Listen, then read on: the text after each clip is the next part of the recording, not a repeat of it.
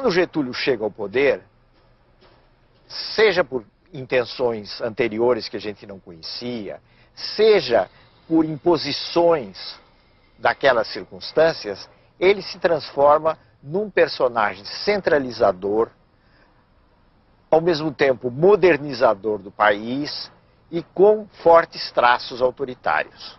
Tanto assim que os anos de 1930 a 1945, os 15 anos em que ele esteve no poder, são conhecidos geralmente como a Era Vargas.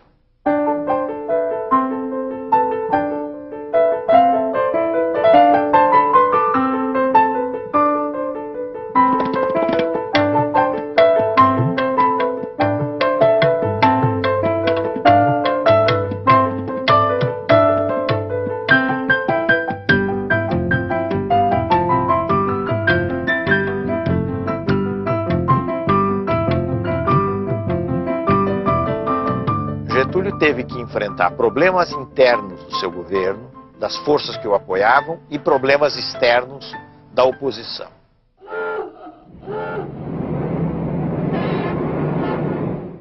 O problema maior que Getúlio teve que lidar entre as forças que o apoiavam, talvez tenha sido o problema do tenentismo. Porque os tenentes haviam apoiado a Revolução de 30, mas tinham suas ideias próprias a respeito do que devia ser feito. Então houve um verdadeiro confronto entre o governo Getúlio e os tenentes. O confronto nunca foi um confronto armado, entenda-se bem, foi uma disputa política. Esse confronto acabou terminando com um triunfo do governo Vargas. Então, os tenentes ou saíram do exército, ou se integraram em alguns movimentos radicais, ou, em sua maioria, passaram a apoiar o governo Getúlio.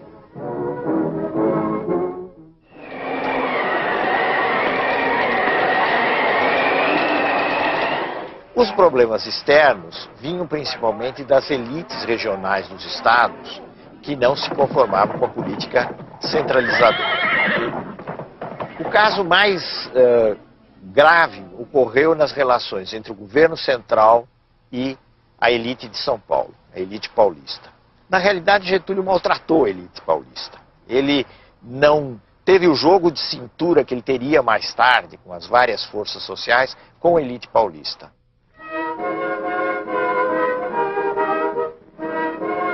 Isso deu origem a muitas resistências e acabou gerando a Revolução de 1932. O heróico a luta feito, firma sua tradição, tendo nas mãos o direito e a pátria no coração. São Paulo lutou durante vários meses praticamente sozinho, mas no fim foi derrotado pelas forças do governo federal, sobretudo pelas forças do Exército Nacional.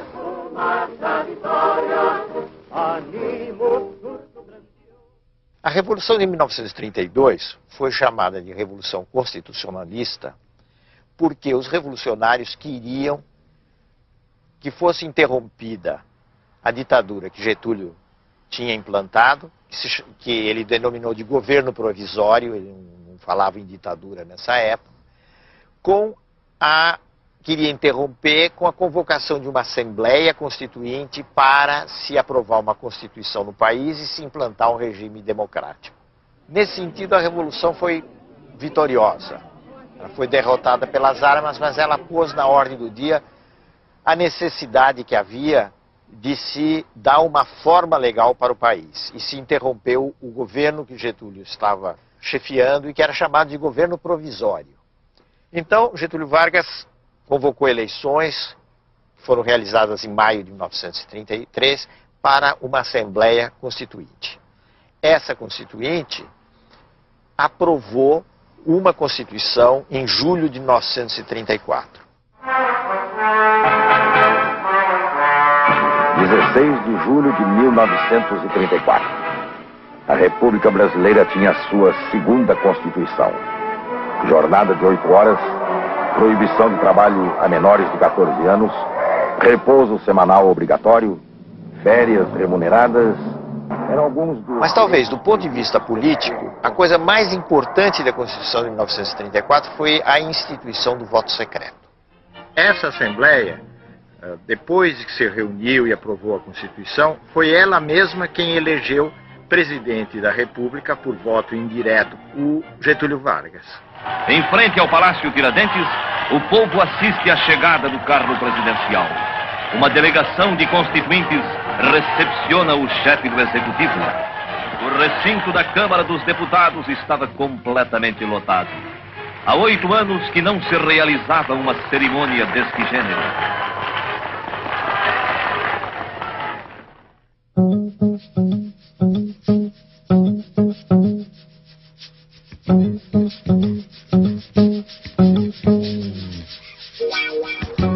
O que é que mudou concretamente a partir de 1930?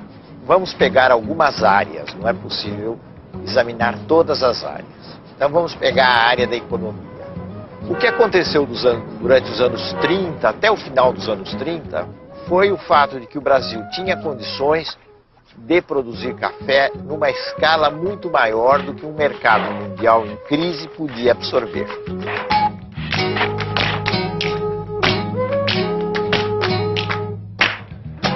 Então, se realizou toda uma política de queima do café.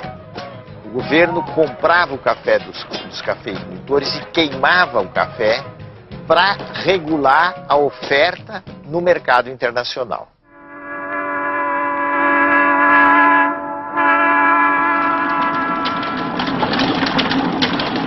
A outra mudança importante foi a expansão da produção do algodão.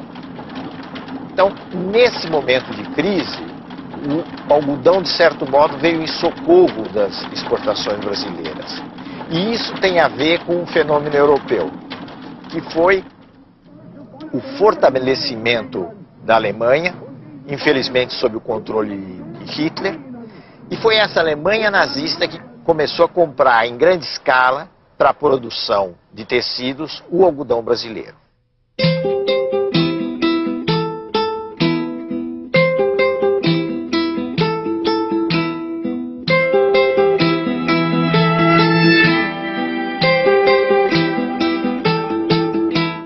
O impulso inicial dessa industrialização brasileira no pós-30 foi proporcionado exatamente pelas condições da crise mundial. Como era complicado importar mercadoria acabada, produtos industriais acabados, porque o mil-réis, que era a moeda do tempo correspondente ao real, tinha se desvalorizado, e porque ele não existia mil-réis em quantidade suficiente, porque o Brasil não exportava da mesma forma como exportava antes de 1930, o país foi incentivado a substituir essas importações. E essa substituição se dá com a produção interna de bens industriais. As dificuldades de importação impulsionam e tornam realidade velhos projetos de transcendental importância para o desenvolvimento do país.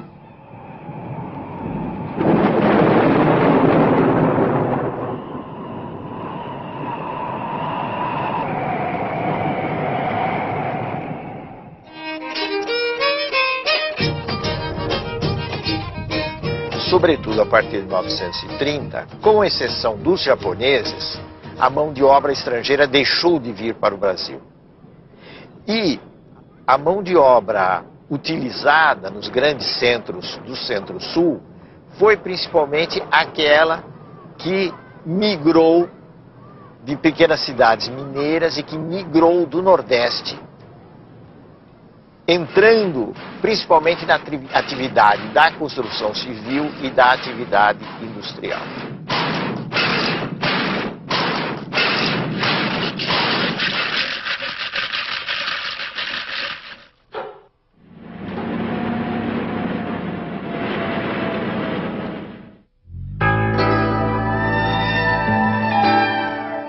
No nível federal, as reformas implantadas por Getúlio tiveram vários objetivos. Um deles foi a implantação de um ensino técnico, demonstrando a preocupação com a industrialização e com a mão de obra qualificada.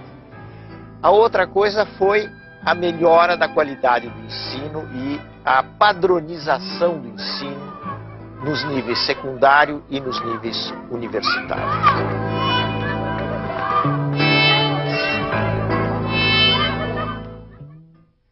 Tudo isso foi muito importante, mas nós não devemos esquecer também o fato que a política getulista liquidou as condições de existência de um sindicalismo autônomo, isto é, de uma organização própria dos trabalhadores. Ele fez tudo isso de cima para baixo, autoritariamente, como era o seu estilo.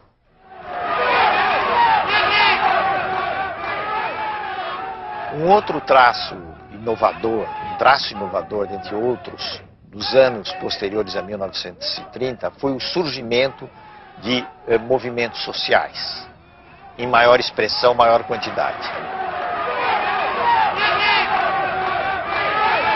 Dentre esses movimentos, nós devemos destacar principalmente dois. Um de extrema direita, que era o integralismo, e um de extrema esquerda, que era o movimento comunista. O movimento integralista estava inspirado no fascismo e tinha como seu líder mais importante Plínio Salgado, que era um político de São Paulo, um jornalista e um político de São Paulo. E foi organizada em nosso país uma agremiação política que tomou o nome de Ação Integralista Brasileira, a qual se caracterizava, sobremodo, pela formação de milícias uniformizadas com camisas verdes e pelos marciais desfiles que realizava. Os integralistas eram nacionalistas, totalitários, adversários das liberdades democráticas e acreditavam num regime sustentado por um partido único. Eles apoiaram Getúlio Vargas na esperança de que, através de Getúlio, eles chegassem ao poder.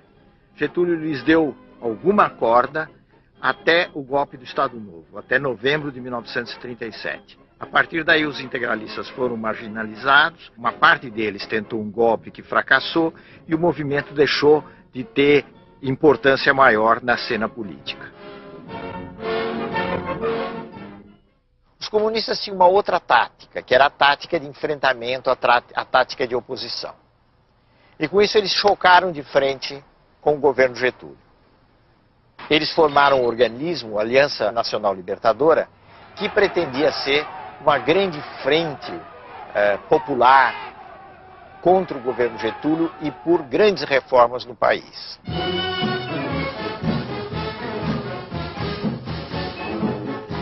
O governo fechou a Aliança Nacional Libertadora, aplicou à aliança uma legislação repressiva, que era a Lei de Segurança Nacional, e colocou os comunistas na ilegalidade. Eles partiram para uma iniciativa de revolução que, na realidade, acabou resultando numa verdadeira aventura, que foi a chamada Intentona Comunista de novembro de 1935.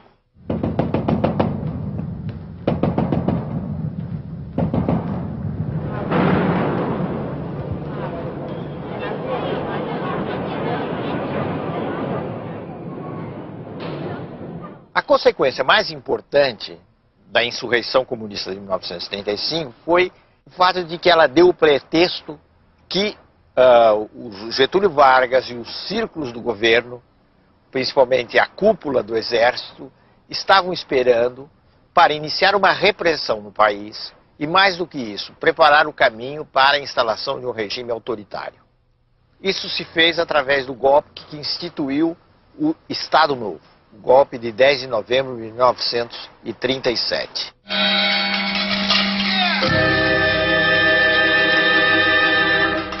Praticamente sem nenhuma resistência, sem nenhuma oposição, forças policiais fecharam o Congresso e se iniciou um novo regime no país, que era o Estado Novo.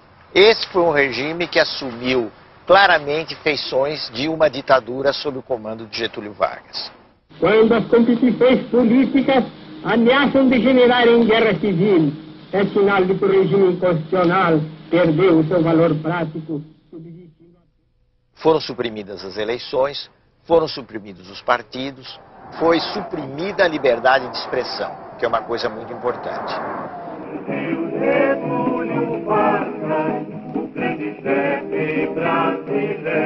Na maneira de ver de Getúlio e dos generais e dos círculos civis que apoiavam Getúlio, não deveria haver lugar para partidos no país. Os partidos eram parte, eram coisas nocivas à organização do país. Era preciso organizar um todo nacional, de cima para baixo, tendo como chefe supremo o chefe da nação, ou seja, Getúlio Vargas.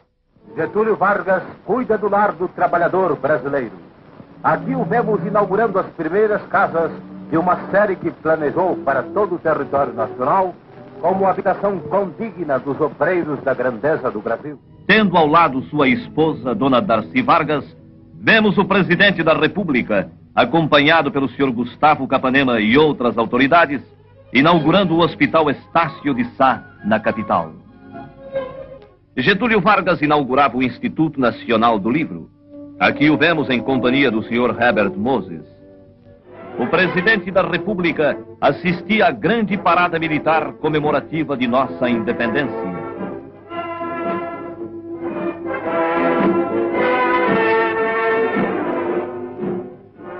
O presidente Vargas, acompanhado pelos generais Eurico Gaspar Dutra e Góes Monteiro, procedia ao lançamento da pedra fundamental do novo Palácio da Guerra.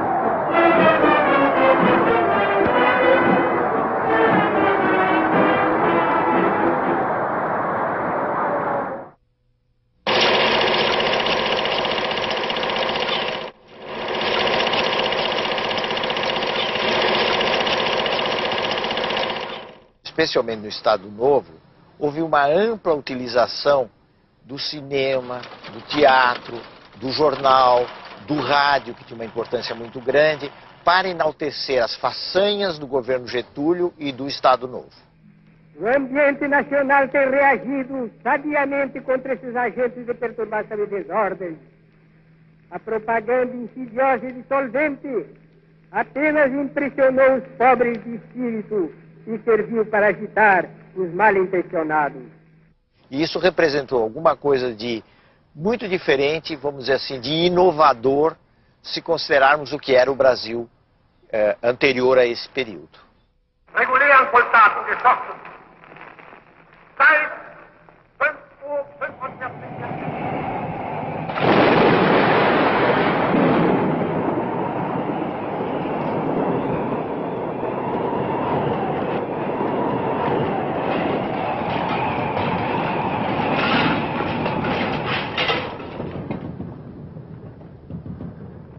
Com o início da guerra, em 1939, o Brasil acabou tendo de se definir. E Getúlio, que até 1941, mais ou menos, mostrara muitas simpatias pela Alemanha e pela Itália, acabou se inclinando pelas forças democráticas. Isso por razões muito práticas, muito de ordem prática. Ele percebia que ele estava num determinado campo, no mundo ocidental, com os Estados Unidos, ali em cima, o chamado Grande Irmão do Norte, com um pouco de ironia, né? E que fugir desse campo era uma aventura extremamente arriscada. Então, em alguns meses, ele decide essa inclinação em favor das chamadas potências aliadas, as potências democráticas. Isso já no curso da Segunda Guerra Mundial.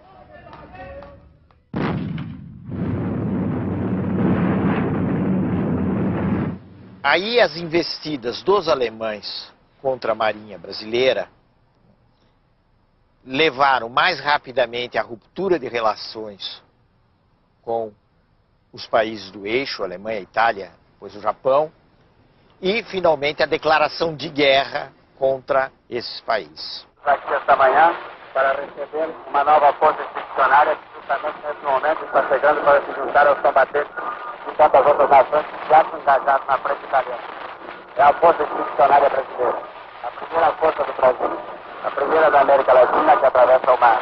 Essa força foi escolhida nada assume. É uma tropa bem disciplinada. O Brasil enviou elite do seu exército para se bater no solo italiano ao lado dos canadenses na televisão de Francisco. Estão desembarcando agora. Vocês certamente ouviram o ruído do seu passo de marcha que desce pela prancha do grande transporte do banco.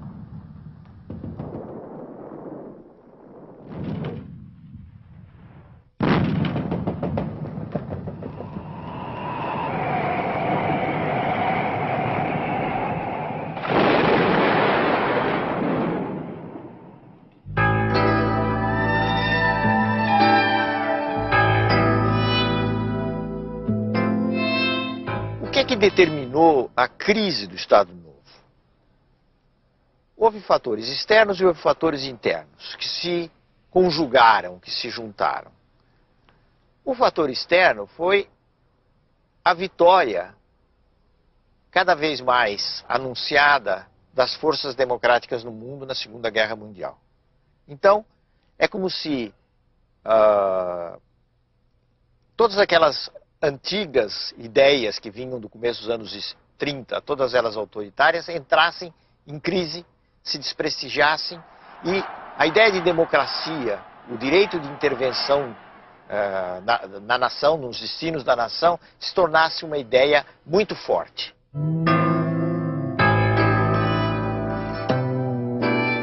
Getúlio foi sensível a essa situação nova, esse novo quadro que começou aí por volta de 1944, mas, ao mesmo tempo, ele fez uma jogada arriscada.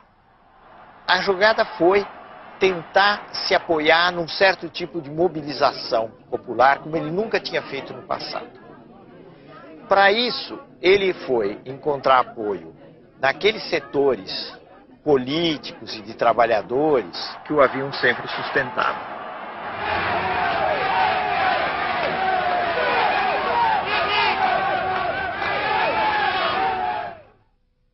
Essa mobilização desagradou os meios militares, desagradou gente como o general Góes Monteiro, o general Dutra, que haviam sido os articuladores do Estado Novo. Então, muitas vezes se diz que o Estado Novo foi derrubado por aqueles mesmos homens que o haviam implantado. Já fiz a minha parte na grande tarefa de mobilizar para o engrandecimento comum as forças criadoras da nacionalidade. Getúlio foi deposto praticamente a frio e duas coisas são importantes. Primeiro, que ele conservou intacto o seu prestígio popular. E a outra coisa é que não houve, da parte dos generais e das elites civis que depuseram Getúlio, a intenção de jogá-lo para fora do jogo político. E a crise teve como consequência a renúncia de Getúlio Vargas, que em 29 de outubro de 45 deixou o Catete rumo a Itu, sua fazenda no município de São Borja.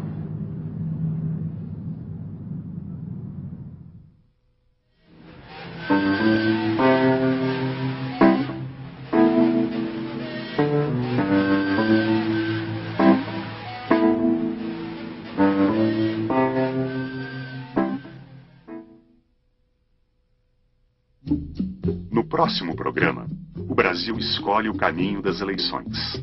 Os ventos de liberdade trazem Getúlio de volta ao poder. Novos impasses empurram o presidente para o suicídio. O fim do Estado Novo e o período democrático.